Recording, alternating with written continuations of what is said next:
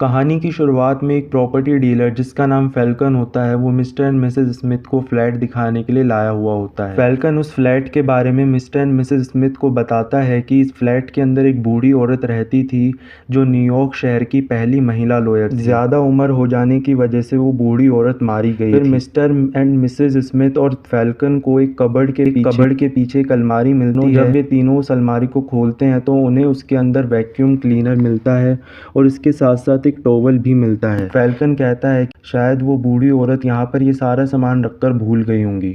Mister and Mrs Smith को वो घर बहुत ज़्यादा पसंद आ जाता है और वे लोग उस घर को ले लेते हैं और फिर उस घर में सफाई वगैरह करवाते हैं और साथ में उस घर को पेंट भी करवाते हैं। जो मिस्टर स्मिथ है उनका पूरा नाम मिस्टर जैक स्मिथ है और जो मिसेस स्मिथ है उनका पूरा नाम मिसेस रोज मैरी स्मिथ है।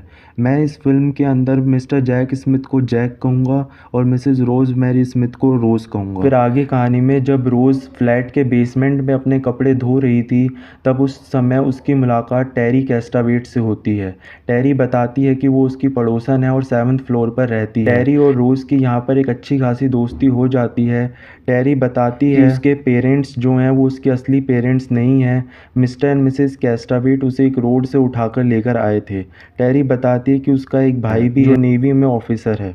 फिर आगे कहानी में जब जैक और रोज़ फिल्म देखकर वापस अपने घर पर आ रहे थे तो उन्हें अपने फ्लैट के बाहर बहुत ज़्यादा भीड़ मिलती है जहाँ पर पुलिस भी आ रही होती है। जब वो उस भीड़ के अंदर जाकर देखते हैं तो उन्हें पता चलता है कि जो टेरी है वो मारी जा चुकी है। पुलिस वाले बताते हैं कि टेरी ने 7th फ्लोर से सुसाइड करा है। फिर वहाँ पर मिस्टर एंड मिसेस कैस्टावेट भी आ जाते हैं और वो टेरी को देखकर बहुत ज़्यादा दुखी हो जाते हैं।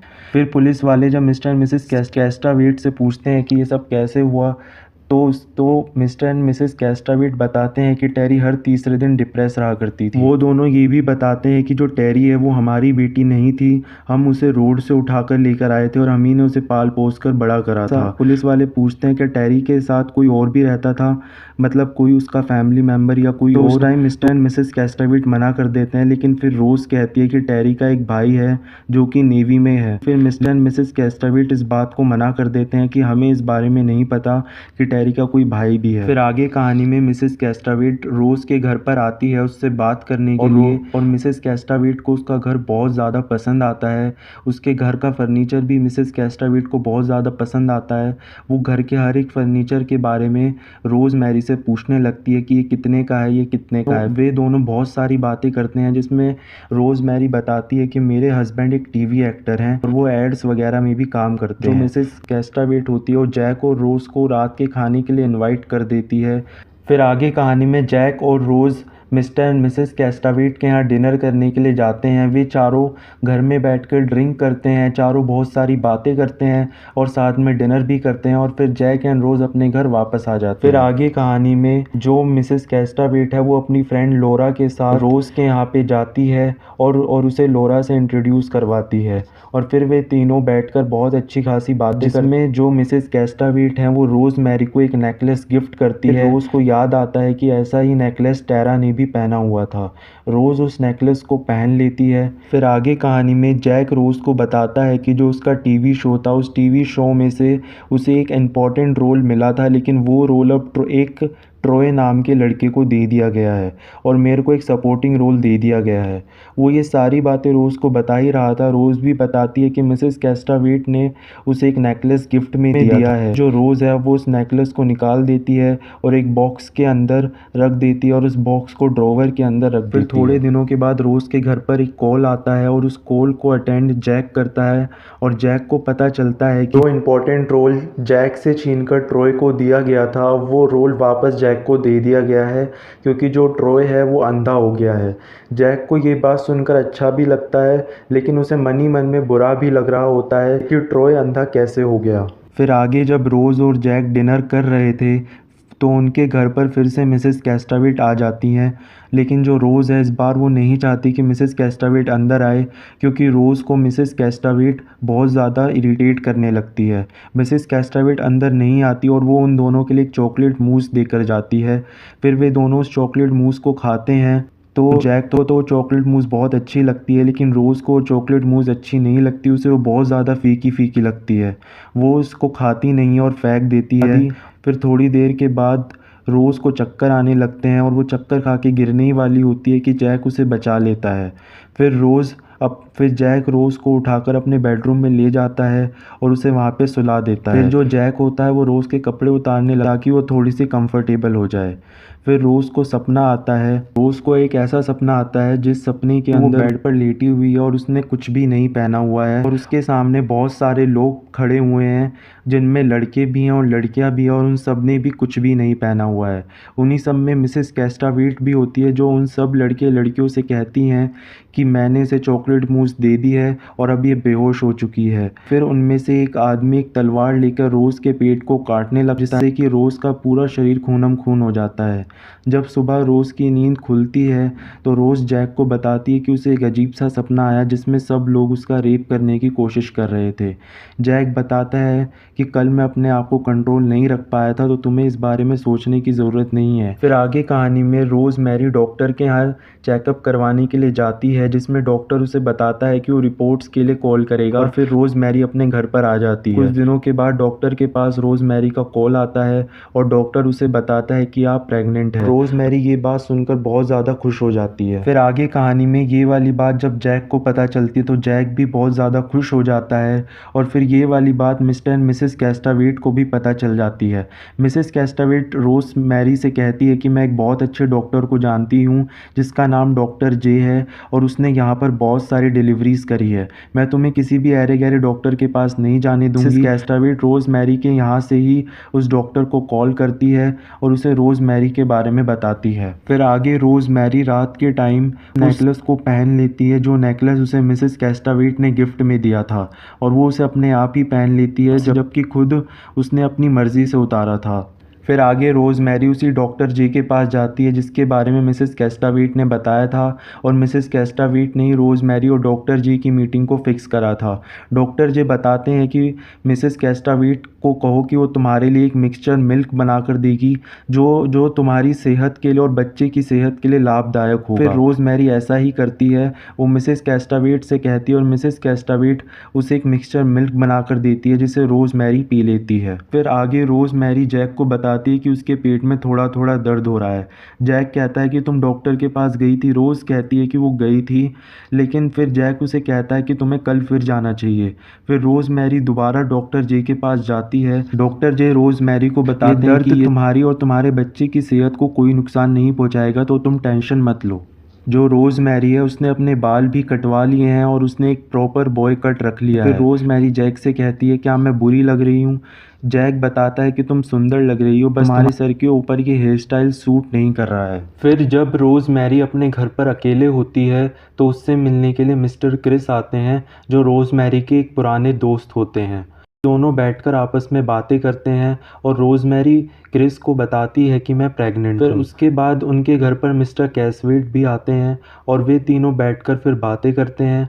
जो रोज़ मैरी है वो मिस्टर क्रिस को अपना नेकलेस दिखाती है जो मिसेस कैस्टावेट ने उसे दिया था। फिर मिस्टर कैस्टावेट अपने घर चले जाते हैं और फिर मिस्टर क्रिस और रोज़ दोनों बैठकर बातें करते हैं और उसी टाइम वहाँ पर जैक भी आ जाता है। फिर जैक उन दोनों से मिलता है और फिर मिस्टर क्रिस भी जाने लगते हैं, लेकिन जो मिस्टर क्रिस का एक हाथ का ग्लव है वो कहीं पर खो जाता है और मिस्टर क्रिस को वो ग्लव नहीं मिलता और रोज़ मैरी और जैक को भी नहीं मिलता। फिर मिस्टर क्रिस बिना ग्लव लिए ही वहाँ से चले जाते हैं। फिर आगे कहानी में जब रात हो जाती है तो मिस्टर क्रिस रोज़ मैरी के घर पर कॉल करते हैं और उस कॉल को जैक अटेंड करता है। मिस्टर क्रिस जैक से कहते हैं कि मुझे रोज़ मैरी से अभी बात करनी है, तुम मेरी रोज़ मैरी से बात करवा दो। फिर जो जैक होता है वो मिस्टर क्रिस की रोज़ मैरी से बात करवा देता है जिसमें मिस्टर क्रिस रोज़ से ये कहते हैं कल तुम्हें 11:30 बजे क्रिसमस होटल के सामने मेरे से आकर मिलना होगा। रोज़ पूछती है लेकिन हुआ क्या है। मिस्टर क्रिस कहते हैं कि वो मैं तुम्हें कल ही 11:30 बजे होटल के बाहर बता दूंगा, लेकिन तुम्हें कल मेरे से मिलने के लिए किसी भी हाल में आना होगा। फिर आगे कहानी में जब रोज़ मैरी मिस्टर क्रिस से मिलने जा रही होती है जो रोज़ मैरी और 11:30 बजे क्रिसमस होटल के सामने पहुंच जाती है। वो काफ़ी देर तक वेट करती है लेकिन वहां पर मिस्टर क्रिस उससे मिलने के लिए नहीं आते हैं। फिर बाद में रोज़ मैरी पीसीओ से मिस्टर क्रिस के यहाँ पर कॉल करती है और कॉल उनके यहाँ की एक सर्वेंट उठाती है और वो बताती है कि मिस्टर क्रिस की तबीयत बहुत ज़्यादा ख़राब हो चुकी है और वो कोमा में चले गए हैं। फिर रोज़ मैरी वहाँ से जाने लगती है, लेकिन फिर उसी समय उसे वहाँ पर मिसेस कैसवेट भी मिल जाती है। रोज़ मैरी की तबीयत ख़राब होने लगती है और मिसेस कैसवेट उसे घर ले जाती है। फिर इस इंसिडेंट के कुछ दिनों के रोज़ मैरी को खून की उल्टियाँ होने लगती है। वो ये वाली बात जैक को नहीं बताती है, वो ये वाली बात जैक से छिपाती है। फिर थोड़े दिनों के बाद जो रोज़ मैरी है वो एक पार्टी का मेन्यू डिसाइड कर रही होती है। असल में रोज़ मैरी ने एक पार्टी रखी हुई होती है जिसमें उसके सारे पुराने दोस्त उससे मिलने के लिए आएंगे। उस पार्टी में ना ही तो मिस्टर और मिसेस कैसवेट होंगे और ना ही डॉक्टर जे होंगे। फिर जो मिसेस कैसवेट होती है वो रोज़ के लिए वही मिक्सचर मिल्क लेकर आती है जिसे रोज़ हर दिन पिया करती थी। जो मिसेस कैसवेट है उसे पता चल जाता है कि रोज़ एक पार्टी की तैयारी कर रही है। मिसेस कैसवेट कहती है क्या मैं तुम्हारी कुछ मदद कर सकती हूँ। रोज़ कहती है कि आप चली जाइए यहाँ से, आप चिंता मत करो, मैं सब कुछ हैंडल कर लूँगी और जो आपने मिक्सचर मिल्क दिया है इसे भी मैं पी लूँगी और गिलास आपके यहाँ दे जाऊँगी। जो रोज़ मैरी होती है मिसेस कैसवेट को अपने घर से भेज देती है और जो मिक्सचर मिल्क होता है रोज़ मैरी उसे फेंक देती है। फिर आगे रोज़ और जैक के घर में पार्टी होती है जहाँ पर रोज़ के सारे पुराने फ्रेंड्स उससे मिलने के लिए आए हुए होते हैं और उसे बधाई भी दे रहे होते हैं क्योंकि वो प्रेग्नेंट है। उसी पार्टी के अंदर रोज़ के पेट में बहुत ज़्यादा तेज दर्द शुरू हो जाता है और उसकी जो दोस्त होती हैं उसे संभालती हैं और उसकी दोस्त उसे ये कहती हैं कि तुम किसी और दूसरे डॉक्टर को दिखाओ। रोज़ कहती है कि डॉक्टर जी ने कहा था दर्द ख़त्म हो जाएगा, लेकिन जो उसकी दोस्त होती है वो ये कहती है कि तुम्हें किसी और डॉक्टर को दिखाना चाहिए, क्या पता वो डॉक्टर तुम्हें गलत दवाइयाँ दे रहा हो। तो इस पार्टी के बाद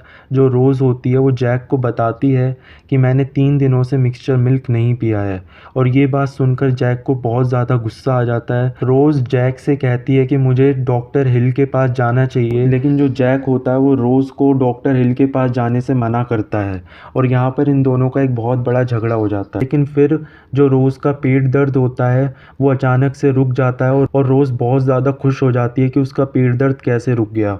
फिर जब वो अपने पेट पर हाथ लगा के देखती है तो उसे पता चलता है कि जो उसका बेबी है वो मूवमेंट कर रहा है और जैक को भी ये बात सुनकर बहुत ज़्यादा खुशी होती है। फिर कुछ महीनों के बाद रोज़ के घर पर कॉल आता है और रोज़ को पता चलता है कि जो मिस्टर क्रिस है वो गुज़र गए हैं। फिर जो रोज़ मैरी होती है वो मिस्टर क्रिस के फेनरल में जाती है जहाँ पर उसे मिस्टर क्रिस की सर्वेंट एमिली मिलती है। एमिली रोज़ को एक किताब देती है जो किताब मिस्टर क्रिस ने रोज़ को देने के लिए कहा था। उस किताब का नाम एनाग्राम होता है। फिर रोज़ मैरी जब उस किताब को पढ़ती है तो उसे पता चलता है कि एक एड्रियाना मार्केटो नाम का एक बहुत बड़ा तांत्रिक था जो तंत्र विद्या में शामिल था। उसने काफ़ी सारे बच्चों को मारा था और उनकी बलि चढ़वा दी थी जिससे कि उसे और भी ज़्यादा शक्तियाँ मिल गई थी, लेकिन अंत में जाकर वो मारा गया था और उसका आज के टाइम में एक बेटा है जिसका नाम है स्टीवन मार्केटो। यहाँ पर स्टीवन मार्केटो की जो फ़ोटो होती है वो रोज़ मैरी के पड़ोसी मिस्टर कोस्टावेट की जैसी होती है, या यूँ कहूँ वो मिस्टर कोस्टावेट ही होते हैं। साथ में उनकी जो वाइफ होती है मिसेस कोस्टावेट वो भी उस फोटो में होती है। रोज़ मैरी समझ जाती है कि जो मिस्टर कोस्टावेट है वो उनका असली नाम स्टीवन मार्केटो है और जो मिसेस कोस्टावेट है उनका असली नाम मिली मार्केटो है और ये दोनों तंत्र विद्या में माहिर हैं और ये शैतान की पूजा भी करते हैं। ये सारी बातें रोज़ मैरी जैक को बताती है, लेकिन जैक को इन सब पे विश्वास नहीं होता। ये लोग मेरे बच्चे का खून चाहते हैं ताकि ये लोग अपने मकसद में कामयाब हो सके, लेकिन मैं अपने बच्चे को इन सब से दूर रखूँगी। रोज़ कहती है कि हमें अभी इसी समय घर खाली कर देना चाहिए, लेकिन जैक को ये सारी बातें बकवास लगती है। जैक रोज़ की एक भी बात नहीं सुनता है और जो जैक होता है वो रोज़ से वो किताब भी ले लेता है जिस किताब से रोज़ को ये सारी बातें पता चली थी। जैक उस किताब को एक बुक शेल्फ के अंदर रख देता है। ये सारी बातें जो रोज़ मैरी होती है वो डॉक्टर जे को भी बताती है, लेकिन डॉक्टर जे इस बात पे विश्वास नहीं करता। रोज़ मैरी कहती है कि अब मैं मिसेस कैस्टावेट के हाथ का बना हुआ मिक्सचर मिल्क नहीं पीऊँगी। जो डॉक्टर जे कहता है कोई बात नहीं, तुम मत पियो, मैं तुम्हें कुछ विटामिन की पिल्स लिख दूंगा, तुम उन्हें खा लेना। फिर जो मिस्टर एंड मिसेस कोस्टावेट होते हैं वो कहीं पे घूमने के लिए निकल जाते हैं और जो रोज़ और जैक होते हैं वो भी उन्हें छोड़ने के लिए जाते हैं। फिर दूसरे दिन जो रोज़ मैरी होती है वो अपनी किताब को ढूंढती है, जो किताब उसे एमिली ने दी थी, जिस किताब से उसे स्टीवन मार्केटो के बारे में पता चला था, लेकिन वो किताब उसे पूरे घर में कहीं नहीं मिलती और जैक बताता है कि उसने उस किताब को कचरे में फेंक दिया है।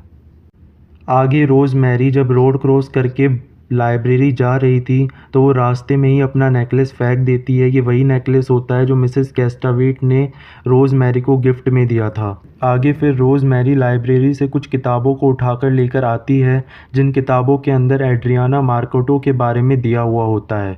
जब वो उन किताबों को पढ़ती है, उस किताब में बताया हुआ होता है कि जो एड्रियाना मार्केटो के मंत्रों की शक्ति है, उस शक्ति से किसी को भी अंधा, लंगड़ा और अन्य प्रकार की चोटें पहुंचाई जा सकती है सिर्फ उन मंत्रों की शक्ति से। बस शर्त इतनी है, उस व्यक्ति का एक सामान होना चाहिए जो उसने इस्तेमाल किया हुआ हो। उन मंत्रों की शक्ति से कुछ भी पाया जा सकता है, लेकिन उसे पाने के लिए जो शैतान होता है वो भी तुमसे कुछ ले लेता है, वो भी तुमसे तुम्हारी कोई कीमती चीज़ ले जाता है। फिर रोज़ एक आदमी को कॉल करती है जिसका नाम ट्रॉय होता है।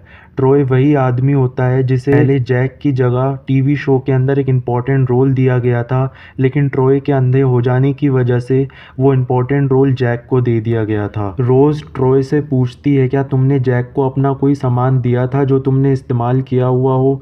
तो उस टाइम पे ट्रॉय बताता है कि मैंने जैक को अपनी टाई दी थी और जैक ने मुझे अपनी टाई दी थी। रोज़ समझ जाती है कि जैक को वो रोल कैसे मिला था। फिर रोज़ को यहाँ पर ये सारी की सारी बातें समझ में आ जाती हैं और रोज़ समझ जाती है कि जो जैक है उसने टीवी शो में लीड रोल पाने के लिए तंत्र विद्या का सहारा लिया था और उस तंत्र विद्या के बदले में उसने रोज़ मैरी का जो बच्चा है उसे शैतान को देने का वादा किया है। फिर ये सारी बातें बताने के लिए रोज़ मैरी डॉक्टर जे के यहाँ जाती है। रोज़ मैरी डॉक्टर जे के क्लिनिक पर पहुँचती है तो वहाँ पर वो रिसेप्शनिस्ट को देखती है और वो रिसेप्शनिस्ट रोज़ मैरी से कहती है कि डॉक्टर जे थोड़े बिजी हैं, तुम्हें वेट करना पड़ेगा। थोड़ी देर बाद जो रिसेप्शनिस्ट होती है वो रोज़ मैरी से पूछती है कि जब भी तुम यहाँ पर आई हो तुम्हारे में से एक अच्छी खासी खुशबू आई थी, लेकिन आज तुम्हारे अंदर से वो खुशबू नहीं आ रही है। मैं यहाँ पर बता देता हूँ आप लोगों को कि जो मिसेस कैस्वेट ने रोज़ मैरी को लॉकेट दिया था, जो नेकलेस दिया था, उस नेकलेस में से ही रिसेप्शनिस्ट को एक खुशबू आती थी। रिसेप्शनिस्ट रोज़ मैरी से ये भी कहती है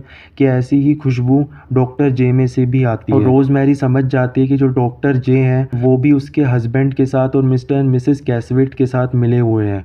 और जो रोज़ मैरी है वो वहाँ से भाग जाती है और पीसीओ से कॉल करती है और पीसीओ से कॉल करके वो डॉक्टर हेल से बात करती है और डॉक्टर हेल से अपॉइंटमेंट ले लेती है। मैं आप लोगों को बता दूं कि डॉक्टर हेल वही डॉक्टर होते हैं जिनके पास रोज़ मैरी फर्स्ट टाइम चेकअप के लिए गई थी। जो रोज़ मैरी है वो अर्जेंटली डॉक्टर हेल से अपने बच्चे की डिलीवरी करवाना चाहती है। जो रोज़ मैरी होती है सारी बातें डॉक्टर हेल को जाकर बताती है और डॉक्टर हेल से कहती है जैक ने टीवी शो में लीड रोल पाने के लिए उन भूतों की तंत्र विद्या से ट्रॉय को अंधा करवा दिया और सफलता ले ली और उस सफलता के बदले में अब वो शैतान को मेरा बच्चा चढ़ाना चाहता है। जितने भी लोग मेरे और मेरे बच्चे के पीछे लगे हुए हैं वो सब के सब शैतान के पुजारी हैं। रोज़ मैरी ये भी बताती है कि जब ये सारी बातें मिस्टर क्रिस को पता चली थी तो जैक ने उनका एक ग्लव गायब कर उनके ऊपर तंत्र विद्या करवाकर उन्हें भी मरवा दिया, क्योंकि हमें जिस भी इंसान के ऊपर तंत्र विद्या करवानी है हमारे पास उस इंसान का एक सामान होना चाहिए और इसीलिए ही जैक ने मिस्टर क्रिस का ग्लव गायब करा था। डॉक्टर हेल रोज़ की इन सारी बातों का विश्वास कर लेते हैं और रोज़ को एक कमरे में ले जाते हैं और वहाँ पर ले जाकर उसे थोड़ी बहुत देर के लिए सुला देते हैं। फिर उसके थोड़ी देर बाद ही डॉक्टर हेल के पास जैक आ जाता है और डॉक्टर जे भी आ जाते हैं और वो रोज़ मैरी को वहाँ से ले जाते हैं। कि जो डॉक्टर हेल होता है उसे रोज़ मैरी की एक भी बात का विश्वास नहीं हुआ होता। उसे लगता है कि जो रोज़ मैरी है वो एक पागल है। जब रोज़ मैरी घर पर पहुँचती है तो रोज़ मैरी अपना सामान नीचे गिरा देती है जिसे डॉक्टर जे और जैक उठाने लगते हैं, लेकिन रोज़ मैरी मौका देखकर वहाँ से निकल जाती है और लिफ्ट में चढ़ जाती है। और जब वो लिफ्ट से बाहर आती है तो वो एक रूम के अंदर चली जाती है, लेकिन उसकी ये सारी मेहनत बर्बाद हो जाती है। वहाँ पर मिस्टर एंड मिसेस कैस्वेट, डॉक्टर जे, जैक सब लोग वहाँ पर आ जाते हैं और रोज़ मैरी को पकड़ लेते हैं और जो डॉक्टर जे होते हैं वो उसे एक इंजेक्शन लगा देते हैं जिससे कि वो बेहोश हो जाती है। फिर थोड़ी देर बाद जब रोज़ मैरी को होश आता है तो जैक से पूछती है कि मेरा बच्चा कहाँ है। तो जैक और डॉक्टर जे कहते हैं कि वो बच्चा मारा जा चुका है और जो डॉक्टर जे होते हैं वो रोज़ मैरी को दोबारा से इंजेक्शन दे देते हैं जिससे कि वो दोबारा से बेहोश हो जाती है। फिर थोड़ी देर बाद रोज़ मैरी को फिर से होश आता है। फिर रोज़ मैरी अपने बेड से उठकर जाती है तो देखती है कि अलमारी के पीछे से एक आवाज़ आ रही है। तब वो उस अलमारी को खोलती है तो उस अलमारी में कपड़े रखे हुए होते हैं। उन सब कपड़ों को हटाती है और जिस चीज़ के ऊपर वो कपड़े रखे हुए होते हैं उस चीज़ को भी हटाती है। वो फिर उस अलमारी के अंदर जाती है। फिर वो अंदर जाने के बाद अलमारी की दूसरी तरफ पहुंच जाती है, जहाँ पर उसे मिस्टर मिसेस कैस्टावेट, जैक और डॉक्टर जी और बाकी और भी जन मिलते हैं, जो सारे के सारे भूत होते हैं और चुड़ैल होती हैं। वहाँ पर रोज़मेरी का बच्चा भी होता है, जिसे एक झूले के अंदर काले कपड़े से ढककर रखा हुआ होता है। रोज़मेरी उस बच्चे को देखती है, देखकर बहुत ज़्यादा रोने लगती है, क्योंकि वो बच्चा अब शैतान को समर्पित किया जा चुका है। और यहीं पर ही ये कहानी ख़त्म हो जाती है।